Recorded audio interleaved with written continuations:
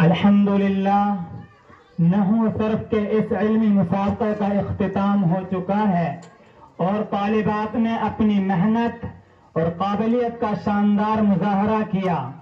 اسی دوران ہمارے معزز مہمانان خصوصی بھی مجلس میں تشریف لا چکے ہیں، جن کا استقبال کرنا ہمارے لیے باعث مسرت ہے۔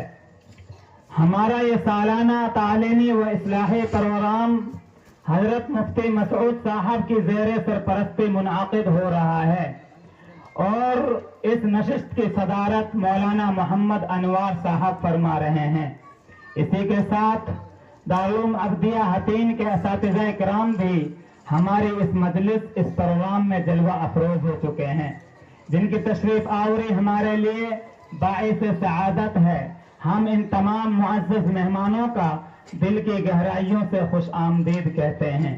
ہمارے پروگرام کی ایک بڑی دلچسپ اور خوبصورت بات یہ ہے کہ جو بچیاں مختلف علمی و اصلاحی پروگرام پیش کر رہی ہیں، وہ شرعی پردے کے اندر سے اپنی صلاحیتوں کا مظاہرہ کر رہی ہیں، جو ہمارے دینی اور اخلاقی اقدار کی عکاسی کرتا ہے۔ اسٹیج پر معزز مہمانان، سائل حضرات اور حکم محترم موجود ہیں، جبکہ سامنے پنڈال میں مکتب کے ننھے طلباء اور عوام الناس اس محفل کو رونق بخش رہے ہیں۔ ساتھ ہی یہ بات بھی قابل ذکر ہے کہ ہمارے تعلیمی نظام میں دینی علوم کے ساتھ عصری علوم کو بھی شامل کیا گیا ہے اور انگلش کو بھی خصوصی طور پر اہمیت دی گئی ہے، تاکہ ہمارے طلباء اور طالبات ہر میدان میں مضبوط بنیاد کے ساتھ آگے بڑھ سکیں۔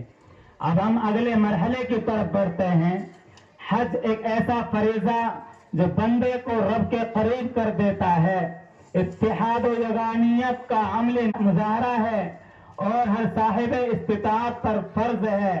اسی عنوان پر روشنی ڈالنے کے لیے میں دعوت خطاب دیتا ہوں محمد ابصار ابن حاجی فاروق صاحب کو، وہ تشریف لائیں اور ہمیں مستفید کریں۔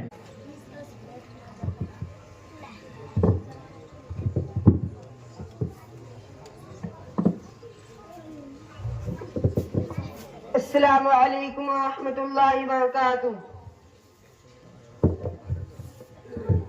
الحمد للہ رب العالمین والصلاة والسلام علی نبی محمد سید المرسلین وعلی آلہ وصحبہ اجمعین۔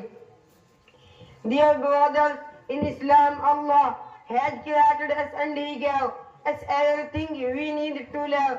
In this world He created the sun and the moon, for us He created the sky and the earth for our use. He wrote about the whole universe for us, but do we ever think why Allah has created us, for what purpose He created the mankind?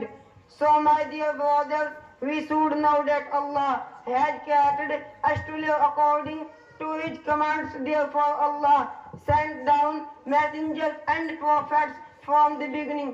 So all the prophets and messengers guided mankind to the path of Allah. Allah sent down 124,000 prophets to mankind at various times and places. The first messenger of Allah was Sayyidina Adam alayhi salam, while the last messenger was Sayyidina Muhammad Mustafa sallallahu alayhi wa sallam.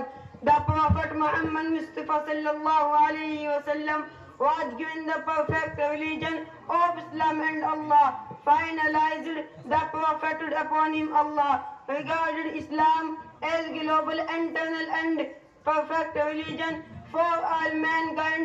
Thus the responsibility of the fell upon the shoulders of Muslims, as the Quran said.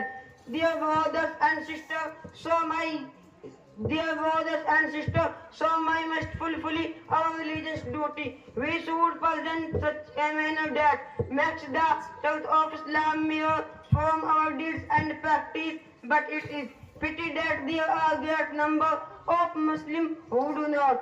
Assalamu alaikum wa rahmatullahi wa barakatuh. ماشاء اللہ ماشاء اللہ۔